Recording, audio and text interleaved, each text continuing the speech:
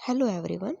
Today we are starting a new chapter. The name of the chapter is Gulliver's Travel, which taken from your book Marigold.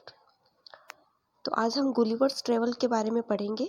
देखिए children, Gulliver's travel है वो एक novel है, एक उपन्यास है जो जोनाथन स्विफ्ट के द्वारा लिखा गया है और आपकी जो ये बुक है उसमें सिर्फ एक पार्ट इसका दे रखा है। When a person tells the story of his life in his own word, it is called an autobiography. अब ये जो ऑटोबायोग्राफी ये क्या है? देखो, ऑटोबायोग्राफी वो एक आत्मकथा होती है। जो एक इंसान है वो अपनी खुद की कहानी लिखता है और अपने ही शब्दों में। Gulliver's a sailor was once caught in the land of giants. This is how he describe his experience. अब क्या होता है, ये जो जोनाथन स्विफ्ट जो ये ऑथर है, इन्होंने अपना ये नॉवल लिखा है गुलिवर्स ट्रेवल।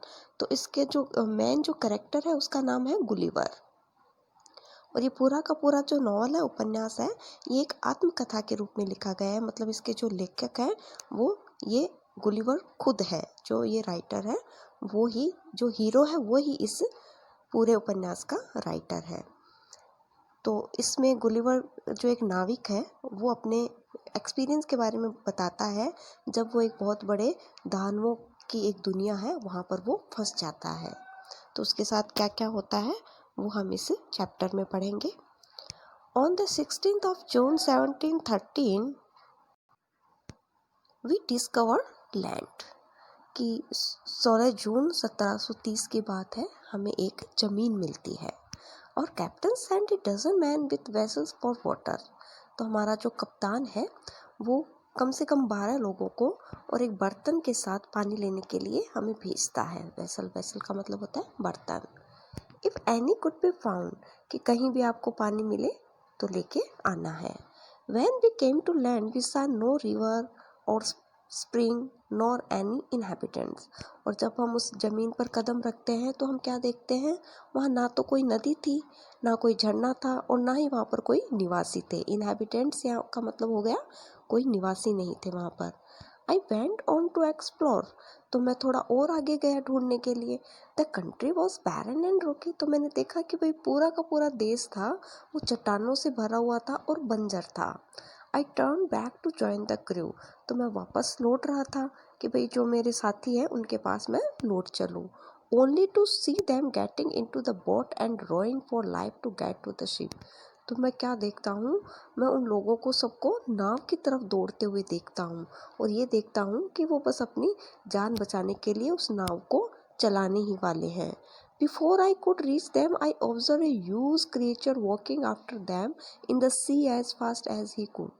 और जब मैं बस उनके पास पहुँचने ही वाला था तब मैं क्या देखता हूँ कि एक बहुत बड़ा प्राणी था जो कि उनका उनका पीछा कर रहा था और वो ये चाह रहा था कि जल्दी से जल्दी उन लोगों को पकड़ लो। The water of the ocean reach only till his knees. और वो इतना बड़ा इंसान था कि पूरे समुद्र का पानी है वो सिर्फ उसके घुटनों तक आ रहा था। However the monster was unable to overtake the speeding boat. लेकिन क्या हुआ कि वो जो शैतान था वो उस जो बोट थी वो काफ़ी स्पीड में थी और उसे पकड़ नहीं सका। आई टर्न बैक क्विकली, और मैं वापस दौड़ा। And climb up a steep hill, और मैं एक ऊंची से चट्टान पे या एक पहाड़ी पे चढ़ गया। With fields of barley on either side and the sun rising up to 40 feet.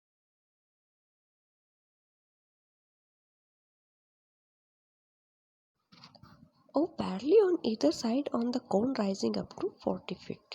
और जब मैं देखता हूँ कि वहाँ पर खूब बड़े बड़े खेत थे और उन खेतों में या तो जौ की खेती हो रखी थी और दूसरी साइड में खूब बड़े बड़े मक्के थे और वो उनकी जो लंबाई थी वो कितनी थी, 40 फीट यानी 40 फीट तक लंबे थे। There was a fence to pass from one field to the other. और जितने भी फील्ड थे एक दूसरे को काटने के लिए या उनके बीच में दीवारें थी जिससे पता था कि भाई एक जो फील्ड है उसको काटने के लिए दूसरी दीवार बनी हुई थी। It was impossible for me to climb because average step was 6 feet high। अब मैं जहाँ पर था वहाँ पर चढ़ना बहुत मेरे लिए एकदम इम्पॉसिबल था। क्यों था? क्योंकि वो जो दीवारें थी बनी हुई वो उनकी जो हाइट थी वो कम से कम 6 फीट थी, मतलब 6 फीट की लंबी वो दीवारें थी। I was trying to find a gap in the haze when I discovered one of the inhabitant in the next field walking toward the fence. और जब मैं ये ट्राई कर रहा था कि भाई कहीं ना कहीं उस दीवारों के किनारे पर मुझे कुछ ऐसी जगह या रास्ता मिल जाए जहाँ से मैं वहाँ से निकल पाऊँ, तो मैंने क्या देखा कि एक वहाँ का रहने वाला एक निवासी है जो अगले खेत से उस दीवार की तरफ आ रहा था। He was of the same size as the creature chasing the boat. और उस इंसान की जो हाइट थी वो भी वैसी ही थी जैसे कि उस पहले वाले इंसान की थी जो उस बोट का पीछा कर रहा था। I was struck with utmost fear and astonishment and ran to hide myself. अब मैं एकदम से डर गया और मैं एकदम आश्चर्य से उसको देखने लगा कि इतना बड़ा कैसे है, और अपने आप को बचाने के लिए एक जगह ढूंढने लगा। He called in a voice much louder than a trumpet. और उसकी आवाज़ इतनी ज़्यादा तेज थी जैसे कि कोई ढोल बजा रहा हो। It sounded like thunder. और वो जो आवाज़ थी ऐसे लग रहा था जैसे कोई बिजली की कड़कड़ाने की आवाज़ हो। 7 monsters like him came toward the field ready to reap the corn. और मैं क्या देखता हूँ, उसके जैसे 7 और शैतान थे जो उस खेत की फसल को काटने के लिए आए हुए थे वहाँ पर। They carried A ripping hook which was very big. और उनको वो जो फसलें थी उन्हें काटने के लिए उनके पास जो औजार था वो भी बहुत बड़ा था। When one of the reapers approach when I lay hidden I screamed as loud as I could. और जब एक वो कटाई करने वाला मेरे पास पहुंचा तो मैं बहुत जोर से चिल्लाया। मैं उतना तेज चिल्लाया जितना मैं चिल्ला सकता था। The creature stop ripping. अब उस प्राणी ने मेरी आवाज़ सुन ली और उसने वो कटाई करना बंद कर दिया। Picked me up between his thumb and forefinger. और उसने मुझे उठा लिया सिर्फ एक अंगूठे और अंगुली के बीच में। And brought me close to his eyes. और अपनी आंखों के एकदम पास ले गया। 60 फीट अबव द ग्राउंड। अब मैं ज़मीन से 60 फीट बड़ा था, मतलब 60 फीट में ऊंचा था। He looked at me with curiosity. अब वो आदमी था वो भी मुझे बड़ा ही कौतूहल के विशेष की तरह देख रहा था कि ये क्या है। And blew my hair aside to get a better view of my face. और जो मेरे बाल मेरे चेहरे पे आ रखे थे उसने मेरे थोड़े बालों को हटाया ताकि वो मेरा चेहरा आराम से देख सके। He called his friends and gently placed me on the ground. और उसके बाद उसने अपने सारे दोस्तों को बुलाया और मुझे धीरे से वापस ग्राउंड पे या ज़मीन पे रख दिया। They all sat on the ground to take a good look at me. और सारे के सारे बैठ गए उस ग्राउंड पे मेरे को देखने के लिए। I walked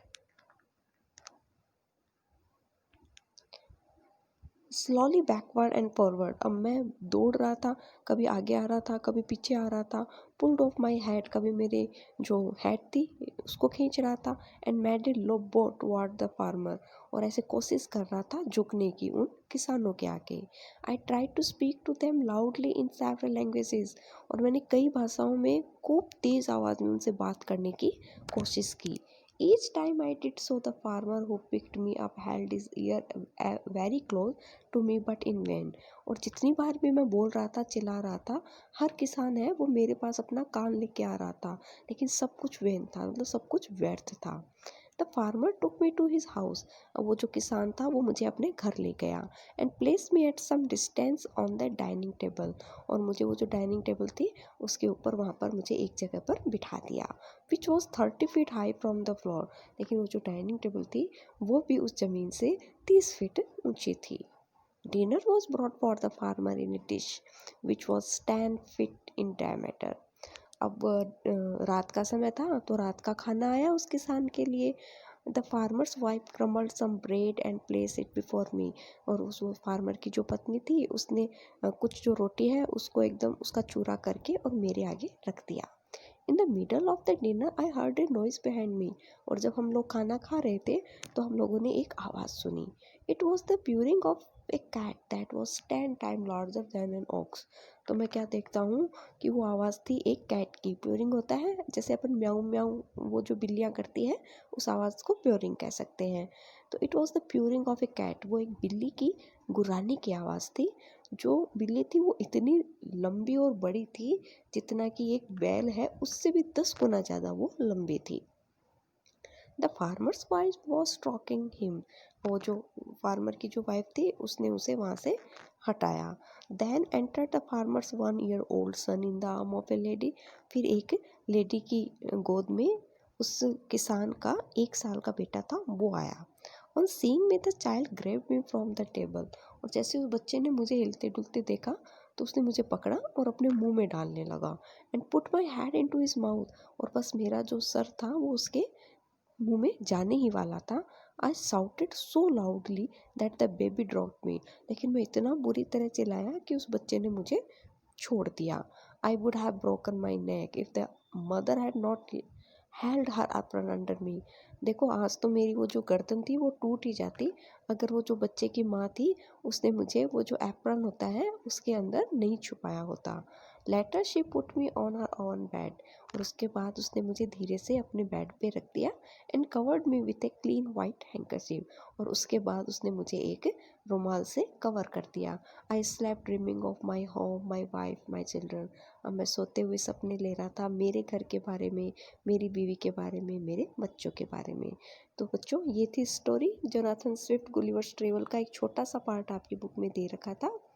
अगर आपको ये स्टोरी और ये वीडियो पसंद आया तो प्लीज़ आप इसे लाइक कीजिए एंड सब्सक्राइब कीजिए। Thank you so much.